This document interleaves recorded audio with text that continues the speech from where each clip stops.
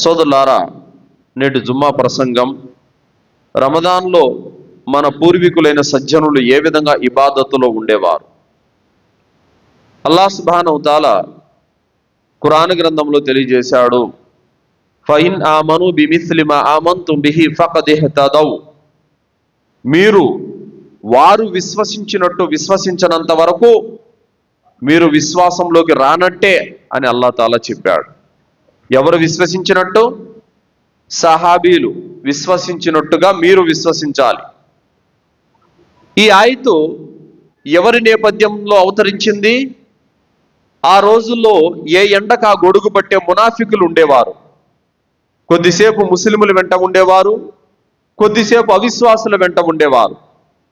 ముస్లిముల రహస్యాలన్నీ తీసుకెళ్లి అవిశ్వాసుల వద్దకు చేర్చి ముస్లిములకు తీరని నష్టాన్ని చేకూర్చేవారు. వారిని ఉద్దేశించి ఆయత అవతరించింది. అయితే సహాబాల విశ్వాసం, సహాబాల ఆచరణ, సహాబాల త్యాగాలు మనలో కూడా పుణికి పుచ్చుకోవాలన్న ఉద్దేశంతో పండితులు ఈ ఆయతను ఎక్కువగా చదువుతూ ఉంటారు. అల్లాహ్ సుబ్హానహు తఆలా ఖురాన్లో సూరా అల్ బకరా 183 ఆయతలో అల్లాహ్ ఏమంటున్నాడు? యా అయ్యుహల్లదీన ఆమనుత్తఖుల్లాహ్ యా అయ్యుహల్లదీన ఆమను కుతిబ అలైకుముస్ సియామ్ కమా కుతిబ అలల్లదీన మిన్ ఖబ్లికుం లఅల్లకుం తత్తఖూన్. ఓ విశ్వసించిన ప్రజలారా, ఉపవాసాలు ఉండటం మీ పైన ఫర్జు చేయబడింది, మీ పూర్వీకుల పైన కూడా ఇదే విధంగా ఉంది. వీటి ద్వారా మీలో భయభక్తులు జనించే అవకాశం ఉంది అని అల్లాహ్ సుబ్హానహు తఆలా తెలియజేశాడు. ఉపవాసం గురించి చెప్పాడు, ఉపవాసం ఫర్జ్ అని చెప్పాడు. తర్వాత మీ తాత ముత్తాతలను గుర్తు చేశాడు, వాళ్ళను గుర్తు చేస్తూ లఅల్లకుం తత్తఖూన్ అన్నాడు. అంటే వాళ్ళు భయభక్తులతో ఉండేవారు, మీలో కూడా భయభక్తులు రావాలి అని అల్లాహ్ సుబ్హానహు తఆలా ఈ ఆయత ద్వారా మనకు బోధపరుస్తున్నాడు. సోదరులారా, సర్వసాధారణంగా అందరూ ఏమనుకుంటారంటే ఉపవాసాలన్నీ కూడా నఫిలున్నాయి, సున్నతున్నాయి, అలాగే ఫర్జు ఉపవాసాలు ఉన్నాయి. ఫర్జు ఉపవాసాలంటే కేవలం రంజాన్లో పెట్టేవి మాత్రమే అనుకుంటారు చాలామంది. రంజాన్లోనే కాదు, మిగతా సందర్భాలలో కూడా ఫర్జు ఉపవాసాలు ఉన్నాయి. అవేమిటి? ఒకటి, రంజాన్ ఉపవాసాలు ఫర్జు, ఇవి తప్పనిసరి. రెండవది, రంజాన్లో మిస్ అయిపోయినటువంటి ఫర్జు రోజాలు మిగతా నెలల్లో వాటిని పూర్తి చేయాలి, అవి మిగతా నెలలో కూడా ఫర్జే. తర్వాత నజర్ ఉపవాసాలు. నజర్ అంటే మొక్కుబడి చేసుకుని ఉంటారు. నాకు ఆరోగ్యం బాగైతే నేను 3 ఉపవాసాలు పెడతాను, అలాగే మా నాన్నగారికి ఆరోగ్యం బాగైతే నేను వారం ఉపవాసాలు ఉంటాను అని మొక్కుబడి చేసుకుంటారు. ఈ ఉపవాసాలు ఫర్జు అవుతాయి. ఎప్పుడైతే మొక్కుబడి చేసుకుంటాడో దాని తర్వాత ఆ ఉపవాసం అతని మీద ఫర్జ్ అయిపోతుంది, ఆ ఉపవాసాలు అన్నమాట. తర్వాత కఫారా ఉపవాసాలు, పరిహారం. ఇప్పుడు ఒక వ్యక్తి రంజాన్లో భార్యతో సంభోగించాడు, అతని మీద 2 నెలలు ఎడతెగకుండా ఉపవాసం పరిహారం అయిపోయింది, తప్పనిసరి అయింది అతని మీద. ఆ విధంగా కఫారా కొన్ని ఉపవాసాలు ఉంటాయన్నమాట. వాగ్దాన భంగం చేసిన వాడు అతను కూడా ఉపవాసం పెట్టాలి. అలాగే కొంతమంది పొరపాటున హత్య చేస్తారు, అలాంటి వారు ఉపవాసం పెట్టాలి. ఇవన్నీ కఫారా ఉపవాసాలు కొన్ని ఉన్నాయి, ఇవన్నీ కూడా ఫర్జ్ అనబడతాయి. రంజాన్ ఉపవాసాలు, రంజాన్లో మిస్ అయిపోయినాడు వేరే రోజుల్లో పెట్టే ఉపవాసాలు, మరియు నజర్ మొక్కుబడి ఉపవాసాలు, మరియు కఫారా ఉపవాసాలు, ఇవన్నీ కూడా ఫర్జు ఉపవాసాలే. అయితే పవిత్రమైనటువంటి ఉపవాసం అంటే ఏమిటి? తక్వాతో కూడిన ఉపవాసం అంటే ఏమిటి? అల్లాహ్ వద్ద ఖచ్చితంగా కుబులయ్యే ఉపవాసం ఏమిటి అంటే గనక దీని గురించి ఒక సలఫ్ పండితుడైనటువంటి ఇమాం హసన్ రహిమహుల్లా అలీ గారు తెలియజేశారు. 4 రకాలుగా ఉంటుంది ఈ ఉపవాసం. పవిత్రమైనదిగా, భయభక్తులతో కూడినదిగా, అల్లాహ్ దగ్గర కుబులయ్యే ఉపవాసంగా ఉండాలంటే గనక 4 షరతులు ఉండాలి అని చెప్పారు. ఆ 4 షరతులు ఏమిటంటే ఆహార పానీయాలకు, కామ వాంఛలకు దూరంగా ఉండటం, ఇది అందరూ చేసేదే. తర్వాత ప్రతి పాపం నుండి దూరంగా ఉండటం, ఇది అందరూ చేయలేరు, కొందరికి మాత్రమే సాధ్యం. మూడవది, ప్రతి హరాం విషయం నుండి దూరంగా ఉండటం. ఇది కూడా అందరూ చేయలేరు, కొందరే చేయగలుగుతారు. తర్వాత ప్రతిరోజు ఇఫ్తార్ చేయకముందు ఏదో ఒక దాన ధర్మం చేయటం. ఈ 4 చేస్తే గనక ఆ ఉపవాసం అనేది పవిత్రమైనది అనబడుతుంది. ఆ ఉపవాసం అనేది తక్వాతో కూడినది అనబడుతుంది. ఆ ఉపవాసం అనేది అల్లా దగ్గర కుబులవుతుంది. ఆహార పానీయాలకు, కామవాంఛలకు అందరూ దూరంగా ఉంటారు. మొదటిది మాత్రం అందరికీ సులభమైనటువంటి విషయమే. రెండోది, ప్రతి చెడులకు, పాపాలకు దూరంగా ఉండటం అనేది అందరూ చేయలేరు. ఈ పని కొందరు మాత్రమే చేయగలుగుతారు. అందుకే అల్లాహ్ సుబ్హానహు వ తఆలా ఈ ఆయతలో లఅల్లకుం తత్తకూన్ అని ఎందుకన్నాడు? ఈ ఉపవాసం ద్వారా మీలో భయభక్తులు జనించాలి అని అల్లాహ్ తాలా చెప్పాడు. ఉపవాసం ఉండి కూడా చెడులకు పాల్పడితే, ఉపవాసం ఉండి కూడా పాపాలకు పాల్పడితే ఆ ఉపవాసము తక్వాతో కూడినది కాదు. అలాగే హరాం విషయాలకు దూరంగా ఉండడం, సినిమాలు, సీరియళ్ళు, బీడీలు, సిగరెట్లు, గుట్కా, కైని, బ్రాందీ, జూదం, ఇలాంటి చెడులకు, అశ్లీలం చూడటం, ఇవన్నీ చెడులు వదులుకోకపోతే గనక అలాంటి వాని ఉపవాసం కూడా అది భయభీతితో కూడిన ఉపవాసం కానే కాదు. అలాగే ఈ ఉపవాసం అనేది అల్లాహ్ దగ్గర సునాయాసంగా కుబుల్ కావాలంటే ఏం చేయాలి? ప్రతిరోజు ఇఫ్తార్ ముందర ఏదో ఒక పుణ్యకార్యం దానం చేయాలి. అప్పుడు అనేది ఆ యొక్క రోజు అల్లాహ్ దగ్గర కుబుల్ అవుతుంది. ఇది ఎలాంటిదంటే దీనికి తఫ్సీర్ ఏం చెప్తున్నారంటే సోదరులారా, ఉపవాసం అనేది ఏకంగా కేవలం కుబుల్ అవ్వాలంటే మనం చేసే పొరపాట్లు ఉండొచ్చు, తప్పులు ఉండొచ్చు. అర్థమైందా? ఇప్పుడు మనం అనుకోకుండానే ఒక అబద్ధం చెప్తాం రోజాలో ఉండి, అవునా కాదా? మనం అనుకోకుండా ఒక తప్పు పని చేసేస్తాం రోజాలో ఉండి. వీటన్నిటినీ సరిదిద్దుతుంది నువ్వు సాయంత్రం పూట ఇఫ్తార్ ముందర చేసే దానం. అర్థమైందా? కావున ప్రతిరోజు కూడా సలఫ్ పండితులు ఏం చేసేవారు? వెతికి మరి దాన ధర్మం చేసేవాళ్ళు. ఎవరికొకరికి తినేది కానీ, తొడిగేది కానీ, డబ్బులు కానీ, ఏదో ఒక విధంగా దాన ధర్మం అనేది ప్రతిరోజు వాళ్ళు చేస్తూ ఉండేటటువంటి వారు. కాబట్టి పవిత్రమైన ఉపవాసం, తక్కువ కలిగిన ఉపవాసం, అల్లా వద్ద కుబులయ్యేటువంటి ఉపవాసానికి కొన్ని షరతులు ఉన్నాయి. ఈ 4 షరతులు పాటించినప్పుడే మన ఉపవాసం అనేది పవిత్రమైనది, తక్కువతో కూడినది, అల్లా దగ్గర కుబులయ్యేదానికి ఆస్కారం ఉంది.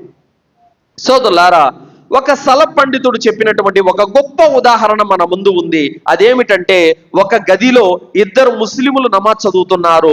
కాలుకు కాలు ఆనించారు, భుజానికి భుజం ఆనించారు. ఇద్దరు ఒకే రీతిలో, ఒకే పద్ధతిలో, ఒకే విధానంలో నమాజ్ చదువుతున్నారు. కానీ వారిద్దరికి భూమి ఆకాశాలకంతా ఉన్న వ్యత్యాసం వారిద్దరి మధ్యన ఉందని చెప్పారు. అందులో ఒకడేమో అల్లా భయంతో, అల్లా భీతితో, తక్వాతో అతను నమాజ్ చదువుతున్నాడు. మరొకడేమో తక్వ లేకుండా నామమాత్రం వంగుతున్నాడు, లేస్తున్నాడు, నామమాత్రపు నమాజ్ చదువుతున్నాడు. వారి హృదయాలను బట్టి, వారి హృదయాలలో ఉన్న తక్వాను బట్టి అల్లా సుబ్హానహు వ తఆలా వారికి పుణ్యాన్ని ఇస్తాడు. కానీ ప్రజల కంటికి ఇద్దరు ముస్లింలే, ఇద్దరు నమాజ్ చేస్తున్నారు. తక్వ అనేది ఇక్కడ ఇంపార్టెంట్ అన్నటువంటి విషయం ఇక్కడ చెప్పడం జరిగింది సోదరులారా. కావున తక్వాతో నమాజ్ చేయాలి, తక్వాతో రోజా పెట్టాలి, తక్వాతో తరావీ నమాజ్ చేయాలి, తక్వాతో దువా చేయాలి, తక్వాతో ఖురాన్ పారాయణం చేయాలి, తక్వాతో జిక్ర్ చేయాలి, తక్వాతో సదకాలు, దాన ధర్మాలు చేయాలి. తక్వా లేనిదే, భయభీతి అనేది లేనిదే ఆ యొక్క కార్యం ఎంత పెద్దదైనప్పటికీ కూడా అది ఏమాత్రం లాభము కలిగించలేదు సోదరులారా. తక్వా లేనటువంటి ఆరాధన ఏమాత్రం ప్రతిఫలం అనేది పొందలేదు. దైవ ప్రవక్త ముహమ్మద్ రసూలుల్లాహ్ సల్లల్లాహు అలైహి వసల్లం కాలంలో 3 వ్యక్తులు ప్రమాణం పలికారు. ఏమని ప్రమాణం పలికారు? అందులో ఒక వ్యక్తి, నేను రాత్రంతా నమాజులు నిలబడతాను అని చెప్పాడు. మరో వ్యక్తి ఏమన్నాడంటే, నేను అసలు నాగా లేకుండా ఉపవాసాలు ఉంటాను, జీవితాంతం ఉపవాసాలు పెడతాను, ఒక్కరోజు కూడా మిస్ చేయను అని ఒక వ్యక్తి ప్రమాణం పలికాడు. మరో వ్యక్తి ఏమన్నాడంటే, నేను అసలు పెళ్ళే చేసుకోకుండా నేను జీవితాంతం ఇబాదత్తులో ఉండిపోతానని ప్రమాణం చేసుకున్నారు. ఈ 3 విషయాలు ప్రవక్త సల్లల్లాహు అలైహి వసల్లం దగ్గరకు వచ్చిన తర్వాత ప్రవక్త సల్లల్లాహు అలైహి వసల్లం వారిని మంచి నిర్ణయం తీసుకున్నారు, మీరు కానివ్వండి మంచిదే అని వాళ్ళను ప్రోత్సహించలేదు. ఏమన్నారు? మీరు మీకంటే కూడా నేను ఎక్కువ భయభీతి కలిగిన వాణ్ణి అనే మాట ప్రవక్త గారు చెప్పారు. అంటే నేను రాత్రిలో సగభాగమే నమాజ్ చేస్తాను, బేష్, మీరు రాత్రంతా నమాజ్ చేస్తానంటున్నారు, నాకంటే గొప్ప మీరు అని ప్రవక్త చెప్పలేదు. నేను ఉపవాసాలు అడపాదడప ఉంటాను, కానీ మీరు రోజంతా ఉపవాసాలు ఉంటామని ప్రమాణం పలికారు, చాలా మంచి నిర్ణయం తీసుకున్నారు అని ప్రవక్త గారు అనలేదు. అంటే ఇక్కడ ఆరాధన ఎక్కువ చేయటం కాదు, తక్కువ చేసిన భయభీతితో చేయటం. ఎక్కువ చేయటం ఉద్దేశం కాదు, తక్కువ చేసినా కూడా తక్కువ కలిగి ఉండటం అన్నది ఇంపార్టెంట్. అందుకే అల్లాహ్ సుబ్హానహు వ తఆలా లఅల్లకుం తత్తఖూన్ అని ఎందుకు ఈ ఉపవాస సందర్భంగా చెప్పాడంటే, ఉపవాసం ఉండటం ముఖ్యం కాదు, భయభీతితో ఉపవాసం ఉండటం అన్నది ప్రధానమని అల్లాహ్ సుబ్హానహు వ తఆలా ఇందులో తెలియజేశాడు. అలాగే సోదరులారా, ఒక హదీసులో వచ్చింది, ప్రవక్త సల్లల్లాహు అలైహి వసల్లం దగ్గరికి ఒక వ్యక్తి వచ్చి అన్నారు, అల్లాహ్ యొక్క ప్రవక్త, నేను 2 స్త్రీలను చూశాను. అందులో ఒక స్త్రీ ఏమో ఆమె అత్యధికంగా ఆరాధనలు చేస్తుంది, దాన ధర్మాలు చేస్తుంది, కానీ ఇరుగు పొరుగుతో జగడం పెట్టుకుంటుంది. మరొక ఆమె ఏమో ఉంది, ఆమె తక్కువ ఆరాధన చేస్తుంది, ఇరుగు పొరుగుతో ఉత్తమంగా ఉంటుంది. వీరిద్దరిలో ఎవరు గొప్ప అని ప్రశ్నించారు. అప్పుడు ప్రవక్త సల్లల్లాహు అలైహి వసల్లం వారు తక్కువ ఆరాధనలు చేస్తూ ఇరుగు పొరుగుతో ఉత్తమంగా ఉండే ఆమె గొప్ప అని చెప్పారు ప్రవక్త సల్లల్లాహు అలైహి వసల్లం వారు. అంటే ఆమె ఎక్కువ నమాజులు చేస్తుంది, ఎక్కువ ఉపవాసాలు పెడుతుంది, ఎక్కువ దాన ధర్మాలు చేస్తుంది, అయినా ఇరుగు పొరుగుతో జగడం పెడుతుందంటే ఇక్కడ భయభీతి లోపించింది. కావున ఎక్కువ ఆరాధన చేసిన ప్రతివారు మంచివారు కాదు, తక్కువతో తక్కువ ఆరాధన చేసినా కూడా అది లాభదాయకమైనదన్నమాట. తక్కువ లేకుండానే వంగటం లేయటం అన్నది ఇంపార్టెంట్ కాదు. చేసిన కాడికి భయభీతితో తక్కువతో ఆరాధన చేయటమే ఉత్తమమైనటువంటి విషయం అని మనకు దీని ద్వారా తెలుస్తుంది. సోదరులారా, ఈ రంజాను మాసంలో ఉపవాసాలు అన్నవి అతి పవిత్రమైనటువంటి మహా గొప్ప దైవారాధన. ఈ గొప్ప దైవారాధనను నిజంగానే దాని పుణ్యాన్ని పొందినవాడు మహా అదృష్టవంతుడనే చెప్పాలి. సోదరులారా, ఇమాం పండితుడైనటువంటి యహ్యా బిన్ అబీ కసీర్ రహ్మతుల్లాహి అలైహి గారు తెలియజేస్తున్నారు, మా పూర్వీకులు 6 నెలల నుంచి రంజాను వస్తుందని ఆశగా ఎదురు చూసేవాళ్ళు. మరో 6 నెలలు రంజాన్ వెళ్ళిపోయిన తర్వాత మా ఆరాధనలు అంగీకరించమని ప్రార్థన చేసేవాళ్ళు. ఎందుకంటే వారు రంజాను కోసం ఎంతగానో ఆతురతగా ఎదురు చూశారు. రంజాను వరకు మమ్మల్ని బతికి ఉంచమని ఏడ్చి అల్లాహ్తో దువా చేశారు. ఎంతగానో పరితపించిపోయారు. వారు రంజాను కోసం అంతగా ఆశలు వాళ్ళ హృదయాల్లో గూడు కట్టుకుపోయి ఉన్నాయి. ఎందుకంటే రంజాన్ నెల జన్నత్ యొక్క దర్వాజా తెరవబడే నెల. అందుకోసం వారు రంజాన్ కోసము ఎదురు చూసేటటువంటి వారు. ఇమాం హసన్ బస్రీ రహ్మతుల్లాహి అలైహి గారు రంజాన్ పండుగ రోజున, రంజాన్ నెలంతా అయిపోయింది, ఈదుల్ ఫిత్ర్ పండుగ రోజున ఈద్గా మైదానంలో ఉన్నారు అందరూ. ఆ టైంలో ఇమాం హసన్ బస్రీ రహ్మతుల్లాహి అలైహి గారు దుఃఖంతో ఏడుస్తున్నారు. ఏడుస్తూ ఉంటే ఒక వ్యక్తి వచ్చారు, గురువు గారు ఈ రోజు కొత్త బట్టలు ధరించి పండగ చేసుకునేటటువంటి రోజు కదా, ఈ రోజు మీరు సంబరంగా సంతోషంగా ఉండకుండా ఎందుకని మీరు కన్నీళ్లు కారుస్తున్నారు, మిమ్మల్ని ఇంతగా ఏడిపించిన విషయం ఏమిటి అని అడిగాడు. అప్పుడు ఇమాం హసన్ బస్రీ రహ్మతుల్లాహి అలైహి గారు అంటున్నారు, ఆయన ఇచ్చిన సమాధానం చూడండి, రంజాను పండుగ కంటే కూడా, పండుగ ఆనందం కంటే కూడా రంజాన్లో నేను చేసిన ఇబాదత్ అల్లాహ్ దగ్గర కుబుల్ అయ్యిందో లేదో అన్న దిగులు నాలో ఎక్కువ ఉంది అన్నటువంటి విషయాన్ని ఆయన చెప్పారు. ఎవరు సోదరులారా వాళ్ళు? ఎలాంటి పండితులు వారు అల్లాహ్ను విశ్వసించారు. విశ్వసించడమే కాకుండా దైవ మార్గంలో వెళ్ళి ధర్మాన్ని బోధించడమే కాకుండా తమ ధనాన్నంతా అల్లాహ్ మార్గంలో దారబోసి ఖర్చు పెట్టడమే కాకుండా ఫర్జు ఆరాధనలేమి, సున్నత్ ఆరాధనలేమి, నఫిల్ ఆరాధనలేమి, అలాగే హజ్జు ఏమి, ఉమ్రా ఏమి, ఉపవాసాలేమి, ఖురాన్ హిఫ్జు చేయటమేమి, దువాలేమి, సదకాలేమి, వాళ్ళు చేసుకున్నటువంటి పుణ్యకార్యాలు లెక్కలేనన్ని ఉన్నాయి. సోదరులారా, అన్ని ఆరాధనలు చేసినటువంటి గొప్ప పండితులైనప్పటికీ కూడా వాళ్ళు మా ఆరాధనలు స్వీకరించబడ్డాయో లేదో అన్నటువంటి అనుమానంతో వాళ్ళు ఏడుస్తున్నారంటే ఇక మన పరిస్థితి ఏమిటో ఒక్కసారి ఆలోచించాలి. రంజాను మాసం అయిపోగానే మనము కొత్త బట్టలు ధరిస్తున్నాము, ఆనందంలో మునిగి తేలుతున్నాము, అలాగే మనం రకరకాల వంటకాలు వండుకొని హ్యాపీగా తింటున్నాము, సంతోషంగా ఉన్నాము. కానీ ఒక్కసారైనా మనం ఆలోచిస్తున్నామా, మన ఆరాధనలు స్వీకరించబడ్డాయా లేదా, నేను చేసిన ఆరాధనలో ఏమైనా తప్పులు ఉన్నాయా, నేను చేసిన ఆరాధనలో ఏమైనా పొరపాట్లు ఉన్నాయా అన్నటువంటి ఆత్మ పరిశీలన చేసుకొని అల్లాహ్ దగ్గర కన్నీళ్లు కార్చుతూ ఈ ఆరాధనలు స్వీకరించబడాలని ఏడ్చి మరి దువా చేయాల్సినటువంటి అవసరం ఎంతైనా ఉంది. సోదరులారా, కావున చెబుతున్న మాట ఏమిటంటే, మీరు నిద్రపోతే కుదరదు, మేల్కోండి.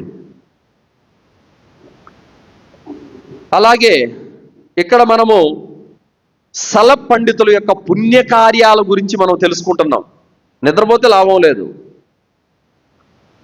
అలాగే అబ్దుల్లా బిన్ ఉమ్మే మక్తూమ్ రదియల్లాహు అన్హు వారు, ఈయన ఒక సహాబీ. ఈయన గుడ్డివారు, కళ్ళు లేవు ఆయనకి. ప్రవక్త సల్లల్లాహు అలైహి వసల్లం దగ్గరకు వచ్చి, అల్లా యొక్క ప్రవక్త, నాకు కళ్ళు కనపడవు, నాకు దారి కనిపించదు, నన్నెవరు మస్జిద్కి తీసుకొని వచ్చేటటువంటి వాళ్ళు ఎవరు కూడా లేరు, మరి నేను ఈ నమాజ్ ఇంట్లో చేసుకోవచ్చా అన్నటువంటి మాట అడిగినప్పుడు, నీకు అజాన్ వినపడుతుందా అన్నారు ప్రవక్త గారు. వినపడుతుందన్నారు. అలా అయితే నువ్వు మస్జిద్కు రావాల్సిందే అని చెప్పారు ఆయన. ఈ హదీస్ విన్నప్పుడు, ఏమండి ఇస్లాం ఇంత కఠినమైనదా, గుడ్డివాణ్ణి కూడా వదిలిపెట్టదా అన్నటువంటి ఒక సందేహం అనేది, ఒక చెడు అభిప్రాయం అనేది ఇక్కడ వస్తుంది. సోదరులారా, ఒక్కసారి బాగా ఆలోచించండి. మస్జిద్ అనేది ఒక పాఠశాల, జ్ఞానాన్ని నేర్పించేటటువంటి ఒక గొప్ప మదర్సా మస్జిద్ అనేది, అల్హమ్దులిల్లా. అదే అబ్దుల్లా బిన్ ఉమ్మే మక్తూమ్ రదియల్లాహు అన్హు వారికి, సరే నువ్వు అంధుడివి, నువ్వు గుడ్డివాడివి, నీకు చూపు కనబడదు, నువ్వు రావడానికి కష్టము, నువ్వు ఇంట్లోనే నమాజ్ చేసుకో అనే అనుమతి కనుక ప్రవక్త గారు ఇచ్చి ఉంటే కనుక అతను ఇంట్లో నమాజ్ చదువుకునేవాడు, మరింత అంధుడైపోయేవాడు. కానీ ఆయన మస్జిద్కు రావలసిందే అని షరతు పెట్టిన కారణంగా అల్హమ్దులిల్లా ఆయన ఖురాన్ హాఫీజ్ అయిపోయారు. అల్హమ్దులిల్లా. మదీనాకి ఒక దాయి అయిపోయారు. అల్హమ్దులిల్లా. ఆయన ఒక మువజ్జిన్ అయిపోయారు. అల్హమ్దులిల్లా. ఆయన ఎంతో మంది ప్రజలు ఆయన దగ్గర కూర్చొని ధర్మ జ్ఞానం నేర్చుకునేటువంటి పండితుడైపోయాడు ఆయన. ఒకవేళ ఆయన ఇంట్లోనే నమాజ్ చదువుకొని ఉంటే ఇంత స్థాయి వచ్చేది ఆయనకి? మరింత అంధుడైపోయేవాడు, అజ్ఞానంలో ఉండిపోయేవారు. కావున మజీద్ అన్నది ఒక మనిషిని చక్కదిద్దేటటువంటి జ్ఞానం రీత్యా, సదాచరణ రీత్యా, తక్వా రీత్యా అతన్ని ఉన్నతమైన స్థానంలో నిలబెట్టేటటువంటి ఒక గొప్ప కేంద్రం మజీద్ అనేది. అల్హమ్దులిల్లా. కావున తెలుసుకోవాల్సినటువంటి విషయం ఏంటంటే, నాకు చలిలో పడదండి, అందుకే నేను ఫజ్ర్ నమాజ్కి రాలేదు, నేను ఇంట్లోనే చదువుకున్నానని ఒకటి చెప్తాడు. నాకు మజీదు దూరం ఉంది, నేను రాలేనని ఒకటి చెప్తాడు. ఈ సాకులు అబ్దుల్లా బిన్ ఉమ్మే మక్తూమ్ రదియల్లాహు అన్హు వారి చరిత్ర కళ్ళ ముందర ఉంటే మనకు చెల్లుతాయా ఈ సాకులన్నీ? ఆలోచించండి సోదరులారా. అరబ్బుల్లో ఒక వీడియో మనం చూసాం. ఆ వీడియో ఏమిటంటే, ఒకతను భుజాన ఆక్సిజన్ మిషన్ తగిలించుకొని ఉన్నాడు. ముఖానికి ముక్కుకన్నీ పైపులన్నీ ఉన్నాయి, ఆక్సిజన్ పైపులన్నీ కూడా. ఆ సిలిండరు, ఆ మిషన్ అలాగే పట్టుకొని ఆ వ్యక్తి మసీదులోకి వచ్చాడు, నమాజ్ చదువుతున్నాడు, దువా చేసుకుంటున్నాడు. చెప్తున్న విషయం ఏమిటంటే, మనకు ఏ హార్ట్ అటాక్ వచ్చి పడిపోయి, ఏ కిడ్నీ ఫెయిల్ పడిపోయి, లేదంటే ఏ పెరాలసిస్ వచ్చి కాళ్ళు చేతులు పడిపోయి మంచానికి అంకితమైన రోజున నువ్వు సజ్దా చేయాలన్నా చేయలేవు, నువ్వు నమాజ్ చేయాలన్నా చేయలేవు, నువ్వు రంజాన్లో రోజా పెట్టాలన్నా పెట్టలేవు, ఒక హజ్జుకి వెళ్ళాలన్నా వెళ్ళలేవు, ఉమ్రాకి వెళ్ళాలన్నా వెళ్ళలేవు, ఏ పరిస్థితి లేదు. అందుకోసమే ప్రవక్త గారు అన్నారు, అనారోగ్యం పాలు కాకముందే నీ ఆరోగ్యాన్ని కాపాడుకో అని అన్నారు. మరియు ఈ రోజు మనము క్షేమంగా ఉన్నాం, మన కళ్ళు బాగున్నాయి, చేతులు బాగున్నాయి, కాళ్ళు బాగున్నాయి, మనసు బాగుంది, అన్ని విధాలుగా మనము క్షేమంగా ఉన్నాం. కావున ఇప్పుడే అల్లాను రాజీ పరుచుకునేటువంటి ప్రయత్నాలు ఎంత మాత్రం మనం చేస్తున్నామన్న ప్రతి ఒక్కరు కూడా మనలో ఆత్మ పరిశీలన చేసుకోవాల్సినటువంటి అవసరం ఉంది. సోదరులారా, ఇంకా రంజాను మాసంలో మన సలఫ్ పండితుల యొక్క విధి విధానాలు, వాళ్ళ ఆచరణలు ఎలా ఉండేవంటే సోదరులారా, ఇమాం మాలిక్ రహ్మతుల్లాహి గారు రంజాను మాసం వచ్చిందంటే కనుక ఆయన విధానం పూర్తిగా మారిపోయేది. ఆయన ప్రాపంచిక జంజాటాలు, ప్రాపంచిక పని బాటలన్నీ కూడా పూర్తిగా స్వస్తి పలికి ఆయన ఖురాన్ పఠనం చేయటంలో లీనమైపోయేటటువంటి వారు. ఒక శిష్యుడు, ఇమాం మాలిక్ రహ్మతుల్లాహి గారి శిష్యుడు అంటున్నారు, ఇమాం మాలిక్ రహ్మతుల్లాహి గారు రంజాను మాసంలో ఎలా అయిపోతారంటే ఆయన ప్రపంచాన్ని మర్చిపోయి పూర్తిగా ఆరాధనలో లీనమైపోతారు అని చెప్పారు సోదరులారా. కావున ఈరోజు మనము రంజాను మాసంలో రోజాల ద్వారా, తరావీ నమాజుల ద్వారా, ఖురాన్ పఠనం ద్వారా, దువ్వాల ద్వారా, జిక్ర్ ద్వారా అనేక లాభాలు పుణ్యాలు ఉన్నప్పటికీ కూడా నాకు పని ఉంది అని చెప్పేసి రోజాలు ఎగ్గొట్టే వాళ్ళు ఎంతమంది లేరు, నాకు పని ఉందని చెప్పేసి తరావీ నమాజ్ ఎగ్గొట్టే వాళ్ళు ఎంతమంది లేరు. వాళ్ళు పని బాటలనే పక్కన పెట్టేసి రంజాన్ ఉంటే చాలు మాకని బతికారు. కానీ మనము రంజాన్లో కూడా సంపాదన ఎలా ఎలా ఎలా ఎలా అని మనం ఆలోచిస్తా ఉన్నాం. సోదరులారా, పని చేసుకోవటంలో తప్పు లేదు, కానీ నువ్వు పని చేయటం వల్ల రోజా పెట్టడం నీకు భారం అయిపోతుంది. ఇది గమనించాలి. పని చేసుకోవడం తప్పు లేదు, కానీ నువ్వు పని చేసి రావడం వల్ల రోజా నీకు భారం అయిపోతుంది, ఎక్కువ దప్పికైతుంది, ఎక్కువ ఆకలి అయిపోతుంది, తట్టుకోలేవు. అప్పుడు నీకు రోజా మీదనే అసహ్యం పుడుతుంది. అందుకోసమే సల పండితులు పనులు వదిలేసేవాళ్ళు, వ్యాపారాలు వదిలేసేవాళ్ళు. ఏమొస్తుంది ఖాళీగా ఉంటే, పనికి పోతే ఒక 20,000 వస్తుంది కదా అని ఆలోచన నీలో ఉండొచ్చు. కానీ ఆ ఎండకు ఆ పని చేసి చేసి నీకు రోజా నమాజు ఎన్ని కష్టతరంగా మారిపోతాయి, అప్పుడు నువ్వు ఆచరణ చేయలేవు. అందుకోసమే మన సల పండితులు వ్యాపారాలు పని బాటలు పక్కన పెట్టేసి ఇబాదతులో లీనమైపోయేవాళ్ళు. అలాగే సోదరులారా, రంజాను మాసం అంటే ఖురాన్ పారాయణాల మాసం. అల్లాహ్ సుబ్హానహు వ తఆలా ఖురాన్ గ్రంథంలో ఏమన్నాడు? షహరు రమదాన్ అల్లది ఉన్జిల ఫీహిల్ ఖురాన్. రంజాను మాసంలో ఖురాన్ దిగింది కాబట్టి రంజాన్లో ఖురాన్ అత్యధికంగా చదవాలి. అందుకే జిబ్రీల్ అలైహిస్సలాం వారికి ప్రవక్త సల్లల్లాహు అలైహి వసల్లం వారు ప్రతి రంజాన్లోనూ ఖురాన్ వినిపించేటటువంటి వాళ్ళు. అదే విధంగా అల్లాహ్ సుబ్హానహు వ తఆలా ఖురాన్ గ్రంథంలో తెలియజేస్తున్నాడు, బనీ ఇస్రాయిల్ 109వ ఆయతులో, వయఖిర్రూన లిల్ అద్కాని యబ్కూన్. వారి ముందర అల్లా యొక్క ఆయుతులు పఠించినప్పుడు వాళ్ళ కళ్ళంట నీళ్లు కారుతూ వాళ్ళు సజ్దాలో పడిపోతారు అని అల్లాహ్ సుబ్హానహు వ తఆలా తెలియజేశాడు. అదే విధంగా ఉమర్ రదియల్లాహు అన్హు వారు ఒకానొక సందర్భంలో రంజాను మాసంలో సూరే యూసుఫ్ చదువుతూ ఆయన ఒకసారి ఏడ్చారు. ఎంతగా ఏడ్చారంటే ఆయన ఏడుపు నుండి చాలా సేపటి వరకు కోలుకోలేకపోయారు. ఆయన ఏడుపు యొక్క విలంపు చివరి సఫ్ వరకు వినిపించింది. అంత బోరున ఉమర్ రదియల్లాహు అన్హు వారు ఏడ్చారు అని అంటే ఖురాన్తో వాళ్ళు ఎంతగా సవాసం చేశారో అర్థం చేసుకోండి.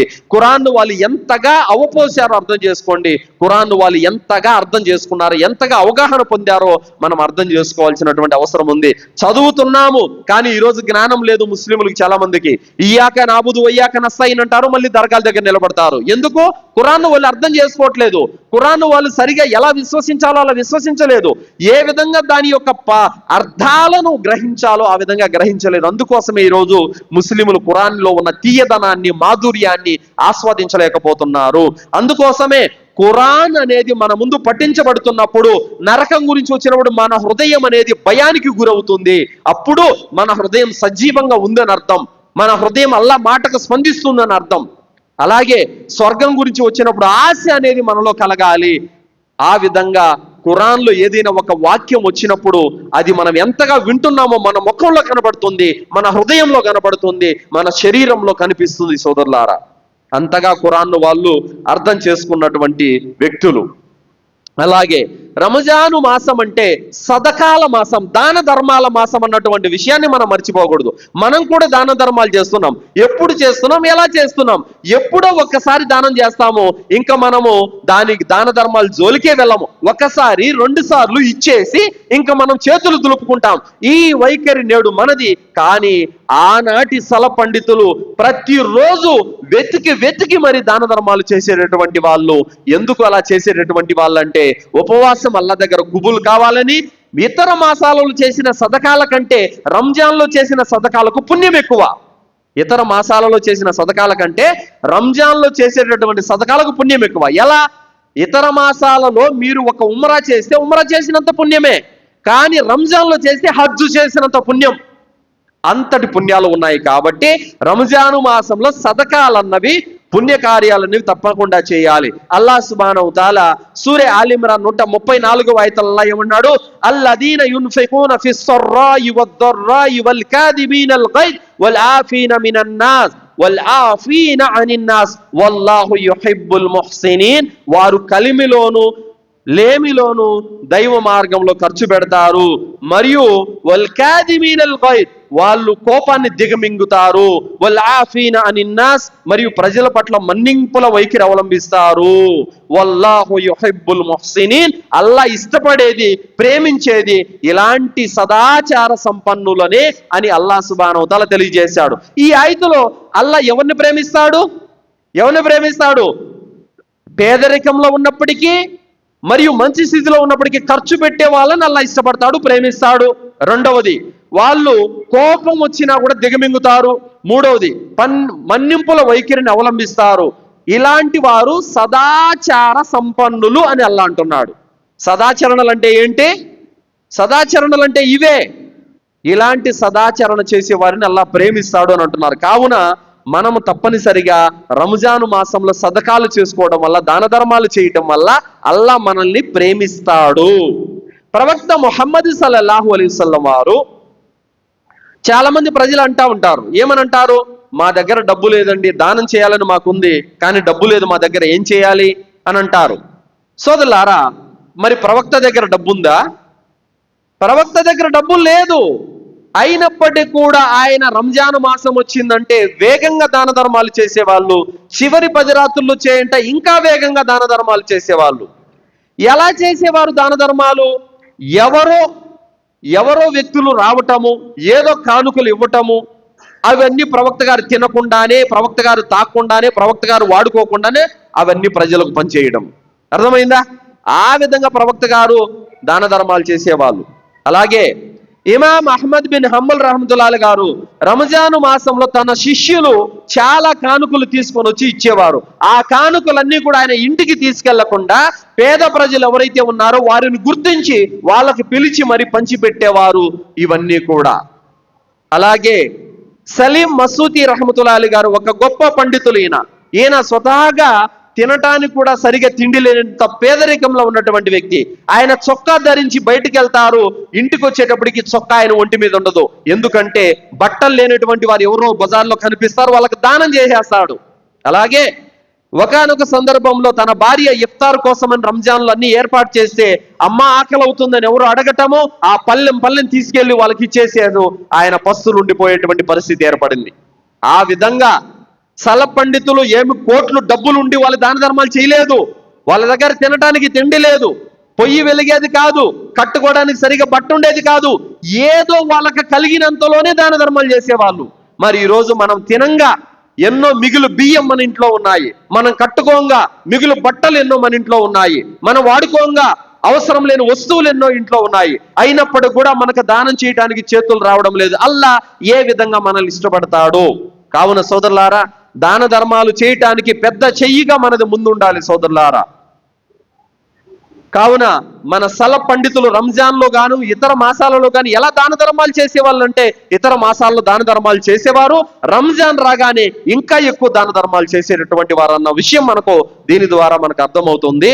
కావున వాళ్ళకు కోట్లు డబ్బులుండి చేయలేదు, లేకపోయినా కూడా పస్తులుండి కూడా వాళ్ళు దాన ధర్మాలు చేశారు. ఈ విషయాన్ని మనము గ్రహించవలసినటువంటి అవసరం ఎంతైనా ఉంది సోదరులారా. ఈ దాన ధర్మాల ద్వారా ప్రవక్త సల్లల్లాహు అలైహి వసల్లం వారు చెప్పారు, మన్ తసద్దక యురాయి ఫఖద్ అష్రక్. ఎవరైనా మెప్పు కోసం దాన ధర్మం చేస్తే కనుక అది ఖచ్చితంగా షిర్క్ అవుతుందని ప్రవక్త సల్లల్లాహు అలైహి వసల్లం వారు తెలియజేశారు. హసన్ బిన్ అలీ రదియల్లాహు అన్హు వారు స్వతహాగా ఆయన రాత్రుల పూట పిండి మూటలు భుజాన వేసుకొని ఇంటి ముందర రాత్రుల పూట పెట్టేసి వచ్చేవాడు. ఎవరు దాన ధర్మం చేస్తున్నారో, ఆ పిండి మూటలు ఎవరు తెచ్చి పెడుతున్నారో, ఎవరికి మాకు ఆహార వస్తువులు సరఫరా చేస్తున్నారో ప్రజలు అర్థం కావడం లేదు, అయోమయంలో ఉండిపోయారు. కానీ ఎప్పుడైతే హసన్ బిన్ అలీ రదియల్లాహు అన్హు వారు చనిపోయారో దాని తర్వాత ఆ పిండి మూటలు రావటం ఆగిపోయాయి, దాన ధర్మాలు ఆగిపోయాయి. అప్పుడు అర్థమైంది ఈ దాన ధర్మాలు చేసిన మహానుభావుడు ఎవరో కాదు, హసన్ బిన్ అలీ అని అప్పుడు అర్థమైంది ప్రజలకి. అంత రహస్యంగా, అంత అల్లా మెప్పు కోసము రహస్యంగా దాన ధర్మాలు చేసేటటువంటి వారు మన సలఫ్ పండితులు సోదరులారా. అలాగే ఇమాం హసన్ బస్రీ రహమతుల్లాహి గారు చెప్పారు, రహస్యంగా చేసేటటువంటి దాన ధర్మాల యొక్క ఫలితం ఎలా ఉంటుందంటే, ఏ వ్యక్తి అయితే రహస్యంగా దాన ధర్మాలు చేస్తాడో అలాంటి వ్యక్తికి తీర్పు దినం రోజున అల్లాహ్ సుబ్హానహు తఆలా ఏ వ్యక్తి అయితే రహస్యంగా దాన ధర్మాలు చేశాడో అతను రహస్యంగా చేసిన తప్పులను పాపాలను కూడా అల్లాహ్ తఆలా కప్పిపెడతాడు. అంటే రహస్యంగా దాన ధర్మాలు చేశావు కదా, నువ్వు కూడా రహస్యంగా చేసిన పాపాలను నేను కప్పిపుచ్చుతాను అని అల్లాహ్ సుబ్హానహు తఆలా అతని పాపాలను రహస్యంగా కప్పిపుచ్చుతాడు. అంతటి ఘనత ఈ రహస్యంగా చేసేటటువంటి దాన ధర్మాలకి ఉంది సోదరులారా. అలాగే మహమ్మద్ ఇబ్న్ వాస్ అనేటువంటి రహమతుల్లాహి గారు తన చేతిని అల్లా సన్నిధిలో చాచి, ఓ అల్లా, రహస్యంగా చేసినటువంటి ఈ దానాన్ని స్వీకరించిన అల్లాహతో దువా చేసేటటువంటి వారు. అలాగే సుఫియాన్ సౌరి రహమతుల్లాహి గారు అంటున్నారు, రాత్రి సమయంలో ఎవరి కంట కనిపించకుండా అవసరమైనటువంటి వారికి ఆయన దాన ధర్మాలు చేసేటటువంటి వారు. మరియు ఆయన బోధించారు, ఈ రహస్యంగా దానం చేయటం అన్నది అల్లా యొక్క కోపం నుండి కాపాడుతుంది, అల్లా ఆగ్రహం నుండి మనల్ని రక్షిస్తుందని సుఫియాన్ సౌరి రహమతుల్లాహి గారు చెప్పారు. ఏంటంట, సలఫ్ పండితుల యొక్క విధానాలు ఎలా ఉన్నాయో చూడండి. రాత్రులు పూట వాళ్ళు ఎవరికంట కనపడకుండా రహస్యంగా వెళ్ళి దాన ధర్మాలు చేసి వచ్చేవాళ్ళు. అంతటి ఘనత మన సలఫ్ పండితులు వాళ్ళ జీవితాల్లో ఉంది సోదరులారా. మరి అలాగే అబ్దుల్లా బిన్ ముబారక్ రహమతుల్లాహి గారు, ఆయన కూడా ఒక గొప్ప పండితులు. ఆయన కూడా వ్యాపారంలో సంపాదించి రహస్యంగా పేదలకు దాన ధర్మాలు చేసేటటువంటి వ్యక్తి అన్నమాట. అయితే కొన్ని కుటుంబాలకి కొన్ని సంవత్సరాల పాటు ఆయన దాన ధర్మాలు చేసేవారు. ఆ చేస్తున్నటువంటి వ్యక్తి పేరు కూడా ప్రజలకు తెలియదు, అంత రహస్యంగా ఆయన దాన ధర్మాలు చేసేవాళ్ళు. అలాగే ఇమాం షాఫీ రహమతుల్లాహి గారు అన్నారు, రహస్యంగా చేసేటటువంటి సదకా మీ హృదయాన్ని పవిత్రం చేస్తుంది, మీ హృదయాన్ని కడిగేస్తుంది అని చెప్పారు. అలాగే ఇమాం అహ్మద్ బిన్ హంబల్ రహమతుల్లాహి గారు అంటున్నారు, మనిషి దానం చేసినప్పుడు అతని నఫ్సుతో పోరాటం చేస్తుంది అన్నారు. అంటే నీ యొక్క మనసు చెడుల వైపునకు, తప్పుల వైపునకు, పాపాల వైపునకు లాగినప్పుడు ఈ రహస్య దాన ధర్మం అనేది ఆ నఫ్సుతో పోరాటం చేస్తుంది, అంత ఘనత కలిగినది రహస్య దానం అని చెప్పారు. కావున సోదరులారా, వాళ్ళు అంత సదాచార సంపన్నులైనప్పటికీ వాళ్ళు అల్లాను విశ్వసించడమే కాకుండా యుద్ధానికి వెళ్ళి ప్రాణాలు అర్పించారు. ధనంతో వారు అల్లా మార్గంలో పోరాడారు. దాన ధర్మాలు దారబోసి మరి అల్లా కోసం వాళ్ళు శ్రమించారు. రాత్రుల పూట కాళ్ళు వాచిపోయేలా వాళ్ళు నమాజులు చేశారు. మరియు వాళ్ళు తరావీ నమాజులేమి, ఉపవాసాలేమి, జిక్రేమి, ఖురాన్ ఏమి, ఇవన్నీ కూడా ఇన్ని పుణ్యకార్యాలు చేసుకొని కూడా వారు కన్నీళ్లు కార్చడానికి అది భావోద్వేగం కాదు సోదరులారా. ఎందుకు ఏడ్చారంటే వారు అల్లా యొక్క ఔన్నత్యాన్ని తెలుసుకొని ఏడ్చారు. అల్లా తమకు ఇచ్చిన సన్మార్గ భాగ్యానికి బదులుగా కృతజ్ఞత తెలుపుతూ వాళ్ళు ఏడ్చారు. తమ పాపాలను ఒక్కొక్కటి గుర్తు తెచ్చుకొని మరి ఏడ్చారు. ఆరాధనలు ఎక్కడ అంగీకారం కావో అన్నటువంటి భయంతో వాళ్ళు ఏడ్చారు. సమాధిలో శిక్షలను తలుచుకొని వాళ్ళు ఏడ్చారు. లెక్కల దినం రోజున నా హిసాబ్ ఏంటి అల్లా దగ్గర అని చెప్పి ఆత్మ పరిశీలన చేసుకొని వాళ్ళు ఏడ్చారు. నరకాగ్నిని తలుచుకొని కుమిలి వాళ్ళు ఏడ్చారు. రంజాను మాసం మళ్ళీ మా జీవితంలో వస్తుందో లేదో అన్న భయంతో వాళ్ళు ఏడ్చారు.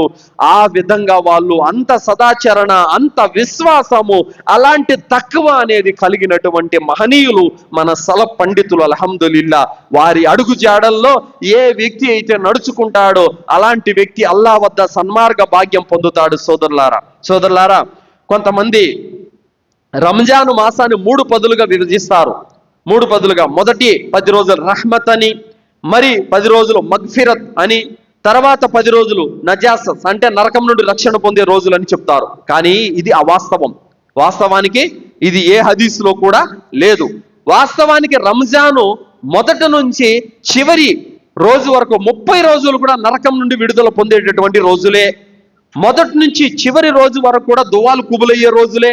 మొదటి నుంచి చివరి రోజు వరకు 30 రోజులు కూడా అల్లా యొక్క కారుణ్యంతో కూడుకున్నటువంటి రోజులే సోదరులారా. అబుదావుద్ హదీసులో ఉంది, ఇబ్నే మాజా సహీ హదీసులో అల్లా ప్రతి రాత్రి కూడా దాసులను నరకం నుండి రక్షిస్తూ ఉంటాడు. కాబట్టి 10 రోజులు అవి 10 రోజులు ఇవి అని విభజించడము కరెక్ట్ కాదు సోదరులారా. కావున చెప్తున్నటువంటి మాట ఏమిటంటే సదాచరణ అనేది తప్పనిసరిగా చేయాలి. ఈ సదాచరణ అన్నటువంటిది రంజాన్ 30 రోజులు ఖచ్చితంగా మనము చేసుకుంటూ ఉండాలి సోదరులారా. ఒక్కో ఇటుక కడితేనే ఒక పెద్ద భవనం అవుతుంది సోదరులారా. అలాగే చెట్టు ఒక విత్తనం నుండి అంతంత ఎదిగి ఒక మహావృక్షం అవుతుంది సోదరులారా. కాబట్టి మీ దగ్గర డబ్బులు లేదని, స్తోమత లేదని, స్థితి లేదని ఆగిపోకండి.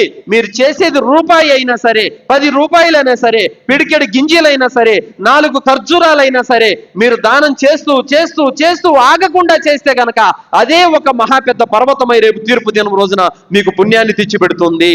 ఈ రోజు మాకు స్తోమత లేదని ఆగిపోతే గనక మీరు అక్కడే ఉండిపోతారు సోదరులారా. కావున ఈ యొక్క రంజాను మాసం పవిత్రమైన మాసం, దాన ధర్మాల మాసం, ఉపవాసాల మాసం, ఖురాన్ పారాయణాల మాసం, జిక్ర్ అజ్కారు మాసం, దువ్వాల మాసము, సదాచరణల మాసం ఈ రంజాను మాసం. రంజాన్లో ప్రతిరోజు మనము అల్లాహ్ను మన క్షమాపణ కోసం వేడుకోవాలి. మనం చేసిన ఆరాధనలు కుబుల్ కావాలని వేడుకోవాలి. మన తల్లిదండ్రుల కోసము, మన భార్య బిడ్డల కోసము, తోటి సమాజం కోసము, ఇంకా ఎవరైతే మనకు దువాలు చేయమని అడిగారో వాళ్ళ కోసం, అందరి కోసం కూడా మనం వేడుకుంటూ ఉండాలి.